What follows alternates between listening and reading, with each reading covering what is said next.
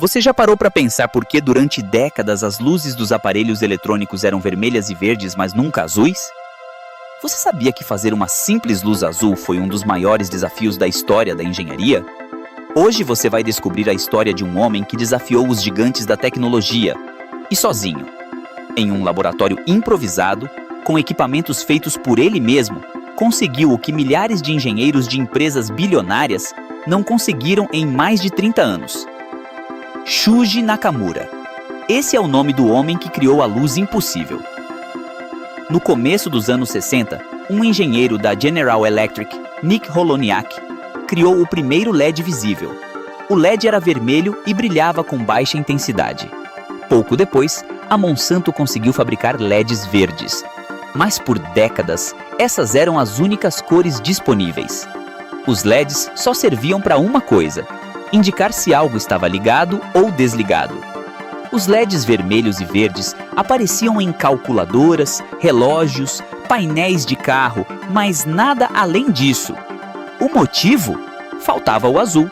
E por que o azul era tão importante? Porque com vermelho, verde e azul é possível criar o branco, e com o branco, qualquer cor. Isso porque as cores que enxergamos na tela da TV, do celular ou do monitor são formadas pela combinação dessas três cores básicas. Juntas elas formam o famoso padrão RGB, que possui inicialmente as três cores básicas. Mas se mudarmos suas intensidades, é possível criar amarelo, rosa, laranja ou qualquer outra cor. Essa era a chave para transformar os LEDs de simples indicadores em luz de verdade. Mas era aí que estava o problema. Fazer luz azul era praticamente impossível. Durante as décadas de 60, 70 e 80, todas as gigantes da eletrônica, IBM, GE, Bell Labs, Sony, Toshiba, investiram bilhões tentando criar o LED azul. Mas todas falharam. Era como se a natureza estivesse dizendo: isso aqui não vai acontecer. Até que apareceu ele, Shuji Nakamura, um pesquisador desconhecido de uma empresa pequena no Japão, chamada Nishia. Nishia era especializada em produtos químicos e tinha acabado de entrar no mercado de semicondutores. Mas a empresa tinha concorrência demais e recursos de menos. E o setor onde Nakamura trabalhava estava prestes a ser encerrado. Mesmo assim, em 1988, ele teve uma ideia maluca. Procurou o presidente da empresa e disse: e se a gente tentasse fazer o LED azul? Todo mundo achou que ele tinha enlouquecido. Mas o presidente, Nobuo Ogawa, resolveu apostar.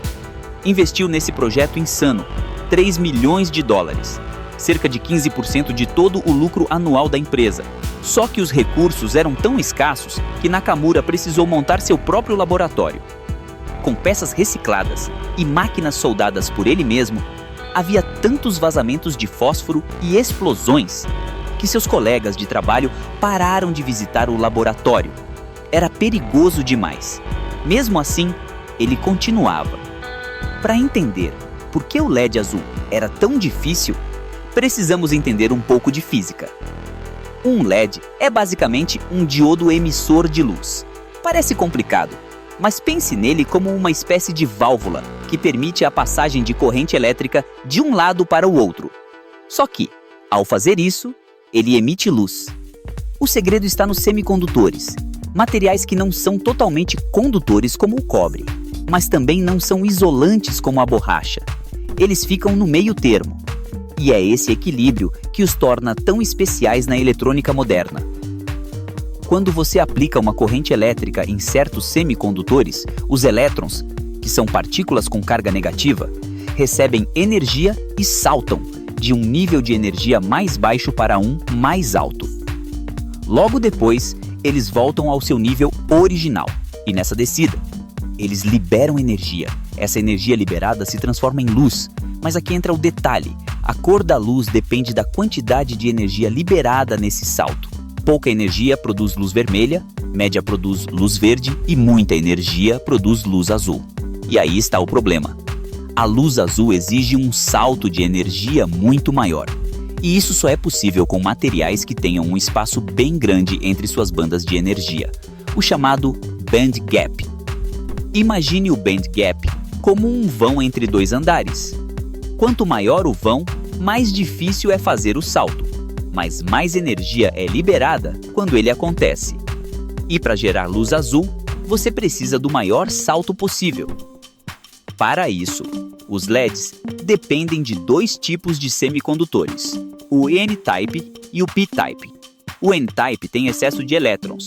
Eles se movem facilmente e carregam a corrente. Já o P-type é o oposto. Tem lacunas, lugares onde faltam elétrons, e que também ajudam a conduzir eletricidade. Quando você coloca o N-type em contato com o P-type, cria uma junção. E é justamente nessa fronteira que os elétrons e os buracos se encontram, se recombinam e liberam luz. Durante anos, dois materiais foram os mais promissores: zinco-seleneto e nitreto de galho. O zinco-seleneto era o queridinho dos pesquisadores, mas tinha um problema: ninguém conseguia fazer uma versão P-type dele. Já o nitreto de galho era considerado impossível de usar.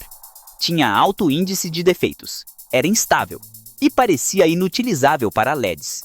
Mas Nakamura pensou diferente. Se ninguém está tentando, ninguém vai me atrapalhar. E isso abriu caminho para a revolução. Em 1989, ele viajou aos Estados Unidos, onde passou um ano aprendendo a técnica de fabricação de cristais chamada MOCVD. Essa sigla complicada significa deposição de vapores químicos organometálicos, e é uma técnica usada para criar camadas finíssimas de materiais sobre um cristal base. Mas Nakamura sofreu resistência também nos Estados Unidos. Não podia usar o reator principal, portanto, mais uma vez teve que montar seu próprio equipamento. Sofreu preconceito por não ter doutorado e foi tratado como técnico, não como cientista. Mas isso só aumentou sua determinação. De volta ao Japão, com o novo equipamento e conhecimento, Nakamura começou a construir sua própria máquina para a fabricação de cristais. Levou meses ajustando, soldando, testando. Até que em um dia frio de 1990, ele criou o melhor cristal de nitreto de galho já feito até então. Foi o dia mais feliz da vida dele. Mas o mais impressionante é como ele conseguiu. Nakamura teve a ideia de adicionar um segundo jato de gás dentro do reator, coisa que nunca havia sido feita. Enquanto todos achavam que isso causaria algum tipo de turbulência, isso acabou fazendo com que os fluxos se mantivessem estáveis. O resultado? Cristais perfeitos. Ele havia vencido a primeira batalha. A segunda era ainda mais difícil: tornar o nitreto de galho funcional para ser usado como P-type. Até então, ninguém sabia como fazer isso. Nakamura tentou algo simples: aquecer um material dopado com magnésio a 400 graus Celsius. E, incrivelmente, funcionou! Nakamura descobriu que o hidrogênio dos reagentes estava tapando os buracos, que deveriam conduzir corrente. Mas ao aquecer, o hidrogênio ia embora e os buracos voltavam a aparecer. Problema resolvido. Agora faltava o último desafio: aumentar a intensidade da luz. A primeira versão de seu LED azul brilhava pouco, apenas 42 microwatts, muito abaixo do mínimo necessário para ser útil. A solução foi criar uma camada ativa, um poço quântico, com uma mistura chamada indiogalho nitreto. Essa camada reduzia um pouco o band gap e aumentava a eficiência da emissão de luz. Mas havia um problema: os elétrons escapavam desse poço.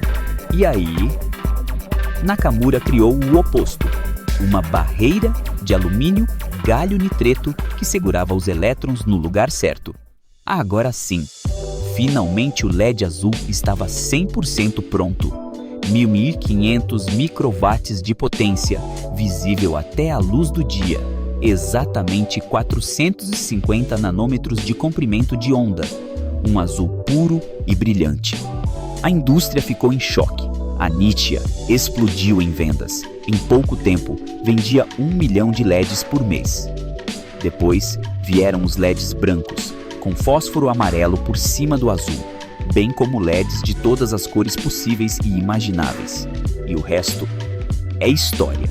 Hoje, os LEDs estão em todos os lugares. Telas, lâmpadas, outdoors, faróis, semáforos, relógios e em praticamente qualquer aparelho eletrônico. E tudo isso graças a um homem que se recusou a obedecer ordens, que foi ignorado, desacreditado e subestimado, mas que acreditou na própria intuição. Shuji Nakamura ganhou o Prêmio Nobel de Física em 2014 e finalmente recebeu seu doutorado. Hoje, acumula mais de 900 publicações científicas. E a pergunta final é: quantas invenções como essa não deixamos de ter, porque alguém desistiu no meio do caminho? Se você gostou desse vídeo, não deixe de se inscrever no nosso canal e ativar o sininho das notificações para receber mais histórias como essa.